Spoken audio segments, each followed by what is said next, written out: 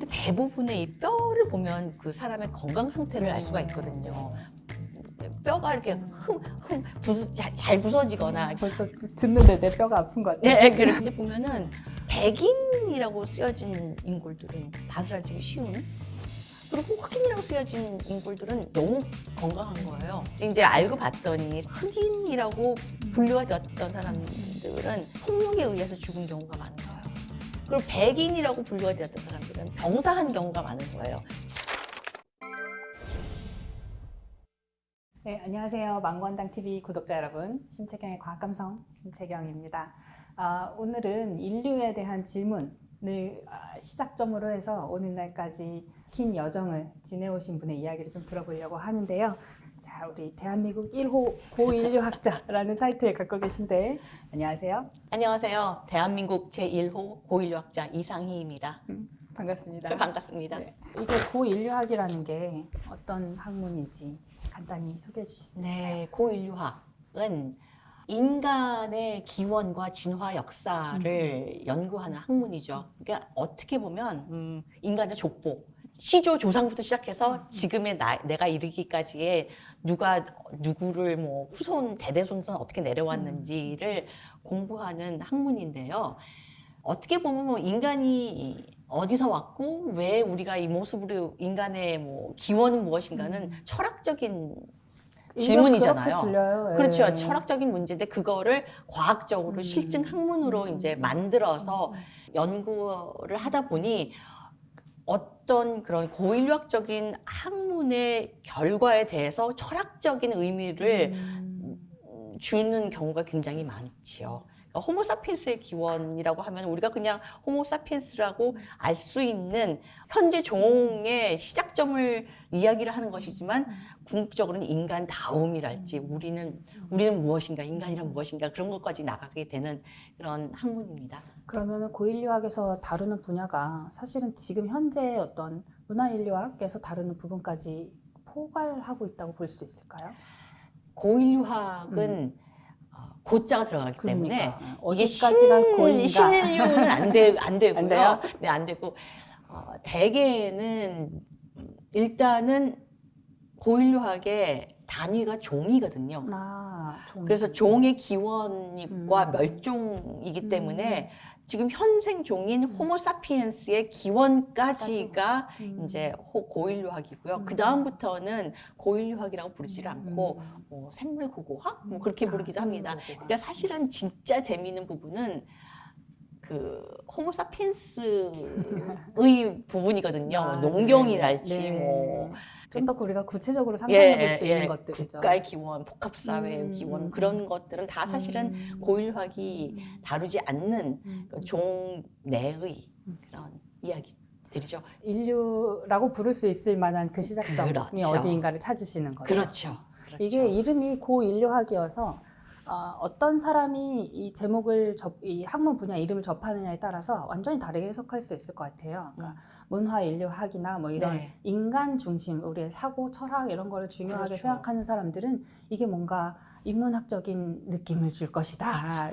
말씀하신 것처럼 철학적인 문제를 얘기할 수 있을 것이다. 이렇게 생각할 수 있을 것 같고, 고고학이나 뭔가 발굴 이런 거에 관심을 더 많이 가졌던 사람들은 그러면 고인류학은 화석을 찾아다니는 그런 재밌는 일을 하는 사람들인가? 그분들한테 그게 재밌으니까 이렇게 생각할 수 있을 것 같아요. 처음에 시작하실 때 사실 이제 요즘은 그런 거 없어졌는데 문과, 이과가 이제 없어지긴 했거든요. 정말요? 네. 듣던 중 반가운 소식입니다. 네, 교수님 계실 때는 문과 있었다고 들었는데 사실은 고인류학은 책의 내용 보면 뭐 해부학도 배우셨어야 했고 그런 얘기들이 좀 나오더라고요. 그러니까 저는 고인류학이 뭔지 모르고 그냥 그렇죠. 1호니까 고인류학이 뭔지 모르는 우리나라에 없던 학문인 거잖아요. 그렇죠? 인류의 진화라는 수업을 하나 듣긴 들었어요. 그리고 그리고 인류의 진화, 사회문화인가 생물학의 맨 뒤에 무슨 계단식으로 오스트랄로피테쿠스, 아프리카누스에서 뭐 호모 하빌리스, 그 그림 본 것 같은데, 호모 엘렉투스에서 뭐 네안데르탈린에서 호모사피엔스 한 5단계 진화법 정도를 알고 있었고, 대학교에서 인류의 진화라는 수업을 듣긴 들었는데 그 역시 5단계 진화에서 조금 더 이렇게 가지치기를 한 그런 정도의 음. 버전이었고, 그때 제가 미국으로 유학을 올 수 있는 장학금을 받았어요. 그래서 뭘 공부하지? 아. 근데 고고학은 별로 너무 힘들어서 너무 힘들어서 현장 많이 나간 네, 거였고. 너무 힘들어서 못하겠다. 그러니까 그때 당시에 이제 고고학과에 새로 오신 젊은 교수님께서 네네. 한국에는 고일 유학이 없으니까 네가 가서 해오는 거야. 그래서 네. 그리고 이제 덜컥 물은 거죠. 처음부터 개척자인 줄을 알고 가신 거네요. 말하자면. 그런 건가요? 그랬는데 이게 정말 이과 공부인 줄은 몰랐던 거죠. 그리고 그때 제가 우연하게도 리처드 리키가 쓴 오리진이라는 책을 이제 읽게 되었어요. 하필 그때. 그래서 그 책을 보니까 이렇게 뭐 간단하게 5단계가 아니라 그런 뼈를 통해서 당시 사람도 아니죠. 인류의 조상들이 그들의 삶이랄지 협동이랄지 뭐 같이 뭐 나누어 먹고 뭐 그런, 그러니까 그냥 무슨 종이에 속한다라는 단순 암기라기보다는 큰 그림을 볼 수 있다는 게 굉장히 재미가 있네 라고 생각을 했죠. 근데 알고 봤더니 이게 이과 공부인 거예요. 그래서 정말 고생을 많이 했고, 가장 중요한 결여는 이 과학적인 사고에 대해서 훈련을 받은 적이 없는 거예요. 그러니까 뭐 실험실에 한 번도 들어가 본 적이 없다. 그거는 고칠 수가 있죠. 실험실에 들어가 보면 되니까.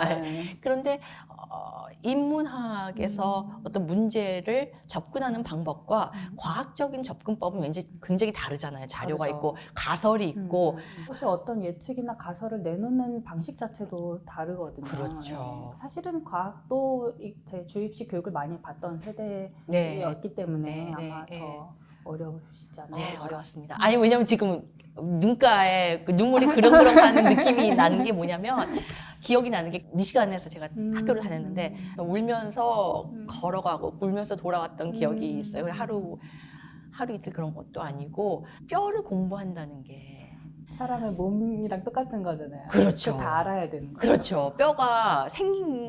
뼈의 생김새를 공부하는 건데, 뼈가 왜 그렇게 생기게 되었는지를 알려면 근육을 알아야 되는 거예요. 사실 우리는 일반적으로 뼈를 본 적이 없잖아요, 사람들이. 그렇죠. 뭐 우리가 글쎄 닭뼈, 치킨 먹을 때 닭뼈 정도를 보는데 족발 먹을 때 이런 정도를 보지, 사람의 뼈를 볼 일이 일반인들은 없거든요. 없죠. 뼈를 보면 심각한 상황인 뭔가 거죠. 큰 사건이 벌어졌을 때만 보게 되니까. 그렇죠. 한 3년을 저는 매 학기 4과목을 기본으로 들었고 5과목제는 청강을 하면서 정말 꽉꽉 채워서 4년 내내 수업만 들었어요. 허락되는 모든 학점을 다 채우셨군요. 네, 다. 그리고 이제 마지막으로 클라이맥스를 장식한 게 이제 인체 해부학인 거예요. 그때 정말 가장 괴로웠어요. 가장 괴로웠고, 주검, 사체 무섭거든요. 무섭잖아요. 무서울 것 같거든요. 무섭거든요. 근데 그거를 감정을 넣지 않고 그냥 책을 보듯이, 돌을 보듯이. 그게 웬만한 훈련으로는 안 될 것 같아요. 정말 처음에는 너무 적응하기 어려울 것 같아요. 너무 어려웠죠. 또 뼈 보는 것도 사실 굉장히 힘들었는데, 저 기억나는 게 지도 교수의 연구실을 가면 한 이 정도 크기의, 이 스튜디오의 크네요. 크기의 사면이 이런 책장처럼 되어 있는, 근데 이 칸칸이 다 해골들인 거예요. 그래서 사면이 해골이야. 몇 명이 거기 앉아 있는 거예요, 그 스튜디오가. 그래서 근데 열심히 공부를 하잖아요. 그러니까 밤늦게까지 저는 공부를 할 때가 많았단 말이죠. 그러면 혼자 있는 거예요, 그 연구실에서. 하지만 혼자 있지 않다.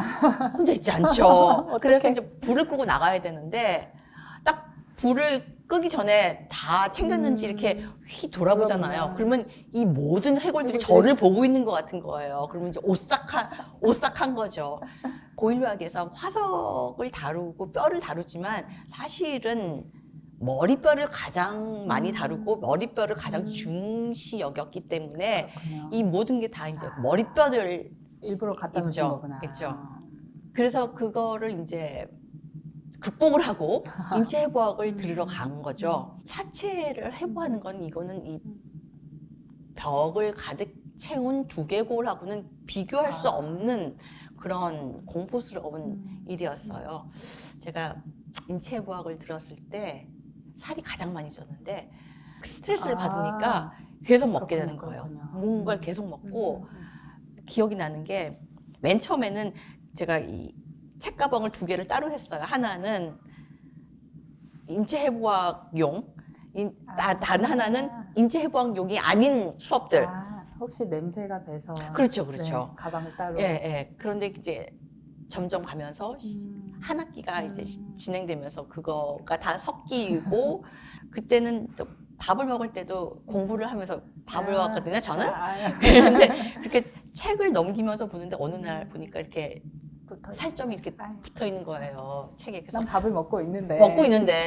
그래서 그냥 이렇게 띄어서 이렇게 버리고 뭐 계속 먹는. 그래서 아, 그래, 나는 드디어 자료가 됐네요. 극복했어 라고 이제 생각을 하고, 미국의 박물관에는 인골관이라는 것들이 있어요. 그럼 거기에 인골들을 박물관에서 이렇게 수집을 해서 수장고처럼 이렇게 쌓아놓거든요. 인골이 형질 인류학에서, 저는 이제 고인류학은 또 형질 인류학의 한 부분이거든요. 형질 인류학에서 보는 게 이제 인골인데, 중요한 거는 통계 분석을 해야 되니까 많으면 많을수록 좋죠. 근데 19세기 말, 20세기 초쯤에 미국에서 의대가 많이 생겼어요. 근데 의대가 많이 생기니까 해부학 실습을 해야 되죠. 되니까. 근데 해부학 실습을 할 만큼의 사체가 구하기가 힘들기 어렵겠죠. 때문에 해부라는 것 자체가 굉장히 형벌이었기 때문에 별로 근데 유족들이 원치 않고 그래서 해부학법이라는 걸 이제 통과를 시켰어요, 미국에서. 그래서 무연고 사체는 해부를 거친 다음에 해부가 끝난 사체는 이제 살을 녹여서 뼈를 추려서 그거는 이제 인골관에다 두는 거예요. 그래서 그거를 형질인류학자들이 이제 공부를 하는 거죠, 저 같은 사람들이. 그러니까 그게 박물관에 있기는 하지만 전시를 위한 것이 아니고 연구를 위해서 그렇죠. 수집해 놓는 그렇죠. 그래서 그 인골관들이 다 있어요. 클리블랜드 박물관 같은 경우에는 제가 갔을 때 3,000구가 있었어요. 그 3,000구 중에서 다 갖춘 를 골라서 제가 그거를 이제 계측치를 해서 통계 처리를 하는 거죠. 많은 수의 인골을 분석을 하면 그러면 통계 처리를 할 수가 있는 거죠. 정규 분포가 되니까. 그렇게 알고 열심히 해서 이제 저는 박사가 됐잖아요.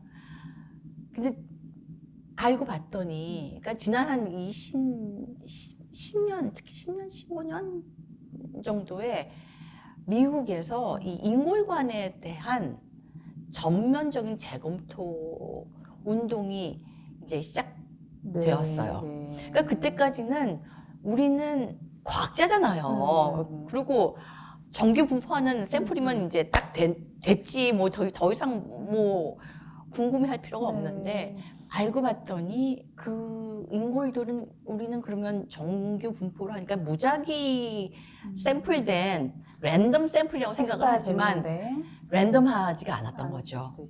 예. 어떤 측면에서일까요? 지역이나 아니면 무연고 판정이 나게 되려면 48시간 안에 아무도 찾아오지 않으면 무연고인 거예요. 근데 인터넷도 없던 그 당시에 48시간 아무것도, 그건 뭐 아무것도 아닌 거예요. 그러니까 거기에서 무연고 처리된 사체들은 빈고소나 정신병원이나 그랬을 것 같죠. 그런 데서 행정병자랄지 그러니까는 사실 오늘날은 그렇게 안 될 수 있는 절차를 통해서 소위 정상적인 인구 집단에서 무작위적으로 샘플을 한 집단이 아닌 거예요. 그리고 그것뿐만이 아니고 그러니까 뭐 건강 상태라든지 영양 상태라든지 이렇게 바이어스가 있을 수밖에 없죠. 클리블랜드 박물관에 있는 인골관 같은 경우에는 이 각 개체마다 박스에 넣어져 있는데 그 박스에 뭐 인종과 사망 당시 나이와 성별이 적혀 있는 거예요. 근데 또 보면은 제가 필요한 건 예를 들면 이제 이가 다 있어야 되고 뭐 좀 보면은 이가 다 있는 사람 별로 없을지도 뭐 모르겠다는 없고, 생각이 드는데. 예, 이가 다 있는 사람은 없고 특히 여성들은 오. 여자는 정말 구하기 힘들었어요. 그래요. 치료를 그때는 많이 안 할 때라 그런가요? 아니면 약해서 그런가요, 치아가? 치아가 그러니까 왜 아이 낳으면 이가 많이 빠진다고 옛날에 그랬잖아요. 그리고 뭐 충치들도 많고 불소가 그 속 그쵸, 안에 그쵸. 들어간 지 네. 얼마 안 된 때였기 때문에 근데 그때 당시 제가 분석을 하면서 여자가 이렇게 없냐 남녀 이게 성별 맞춰야 되는데 그래서 정말 다 긁어 모아도 굉장히 없었고 그런데 대부분의 이 뼈를 보면 그 사람의 건강 상태를 알 수가 있거든요. 뼈가 이렇게 잘 부서지거나, 그러니까 골다공증이 좀 있거나. 벌써 듣는데 내 뼈가 아픈 것 같아요. 네, 그렇게 그리고 좀 이렇게 딱 보면 뼈가 이렇게 강건하게 생기지 않고 이렇게 야리야리한 거예요. 근데 보면은 백인이라고 쓰여진 인골들은 바스라지기 쉬운. 그리고 흑인이라고 쓰여진 인골들은 너무 건강한 거예요. 근데 저는 그 당시에는 정말 나이브하게 뭐 여하튼 간에 상관없이 다 이제 계측을 해서 개수를 채웠고 해서 박사님이 됐잖아요. 다 끝났잖아요. 근데 이제 알고 봤더니 나중에 생각해 보니까 흑인이라고 분류가 되었던 사람들은 폭력에 의해서 죽은 경우가 많은 거예요. 그리고 백인이라고 분류가 되었던 사람들은 병사한 경우가 많은 거예요. 그러니까 젊고 튼튼한 사람과 나이가 많아서 아니면 나이가 적어도 그냥 튼튼하지 않으니까 그러니까 그 인골만 보면 흑인들의 건강 상태가 훨씬 더 좋다고 결론을 내릴 수도 있는 거예요. 물론 그렇죠. 저는 그게 불행 중 다행히 제 논문 주제가 아니었으니까 상관이 없었지만 누군가는 그렇게 해석할 수 있죠. 그렇죠. 그래서 해부학에서 필요한 인골 사체들의 수요를 충당하기 위해서 그 묘지에서 이렇게 파내기도 하고 근데 그때 그 파냄을 당한 묘지들은 이제 그 당시에는 인종 차별이 있었기 때문에 뭐 노예들의 쉽게 팔 수 있는 노예들의 공동 묘지가 있거나 그러면 이제 거기에서 그래서 5년 전인가 누가 논문을 냈는데 이 노예 공동 묘지의 그 빈 관이 백인 공동 묘지에 있는 빈관보다 통계적으로 유의미하게 더 많더라라는 결론이 나온 논문도 있었던 거예요. 그러니까는 밤에 가가지고 파서 독을 해가지고 그렇죠. 아니면 장의사하고 이렇게 해가지고 뭐 처음부터 관만 먹고 왜냐면 뭐 들고 가니까 그런 경우가 있었다고 하더라고요. 그래서 이게 우리는 그냥 수많은 인골, 수천 개의 인골이니까 당시에 있던 어떤 집단들을 그냥 무작위로 샘플한 것이겠다고 생각을 했지만 사실은 그게 아니었고 그래서 1990년대에 미국에서 법을 통과를 시켜서 이 후손들이 요구를 하면 박물관이나 웬만한 대학들은 다 가지고 있었거든요. 그거를 다시 다 돌려주게끔 후손인지 아닌지 어떻게 알아요? 그래서 그 후손은 이 생물학적인 정의가 아니라 문화적인 정의를 채택했어요. 그러니까 그 얘기는 뭐냐면 내가 그 선주민 그 집단의 후손이라고 거기에 정체성을 둔다라고 주장을 하면 그게 이제 후손이 되는 거예요. 그렇게 해서 많이들 돌려줬죠. 그렇군요. 어쩌면 그때가 아니면 하기 어려웠던 연구일 것 같기도 하고 어떤 한 대학원생의 연구인데 그 안에 사실 너무 많은 이야기가 들어있거든요. 그렇죠. 인종차별의 역사, 또 뭐 인고를 다루고 한 당시의 사회 제도 모든 것들이 이것이 정말 고인류학이구나 하는 생각을 들으면서 하고 있었어요. 굉장히 의미 있는 박사학위 논문 쓰신 것 같은 생각이 갑자기 드는데 너무 재밌는 이야기였습니다. 오늘 이거 하고 집에 가면 될 것 같아요. 지금 얘기 다 했어. 다 했어요? 교수님 책에 보면은 넘어지는 사건에 대해서 얘기를 하세요. 그래서 길에서 왜 이렇게 세게 넘어지세요? 이에 금이 갈 정도로 넘어지셨다고. 기에 금이 가는 거는 서울에서 일어난 거예요. 지하철 타려고 계단에서. 그 계단을 뛰어내려가다가 미끄러지면서 주르륵 책도 하고 이가 이제 바닥에 닿았던 거죠. 어떡해. 네. 사실 그렇게 넘어지시고 막 다치고 그게 좀 부끄러운 기억으로 끝날 수도 있는데 그 넘어지는 과정에서 인류의 기원, 인류에 대해서 그렇죠. 이야기를 하시잖아요. 우리가 옛날 사람들은 남자들이 가서 사냥하고 여자들은 집에서 애 키우고 돌아오면은 뭐 요리하고 나눠 먹고 이런 일을 했을 것이다 라고 사람들이 흔히 생각을 하지만 여성들도 예전에는 그러니까 신체적인 힘을 많이 필요로 하는 일을 했더라는 증거를 네. 확보하셨나요? 그렇다기보다는요. 네. 그렇게 성별로 인한 사회적인 기대치가 달랐다는 증거가 없다는 거죠. 아, 그래서 증거를 제출해야 할 쪽은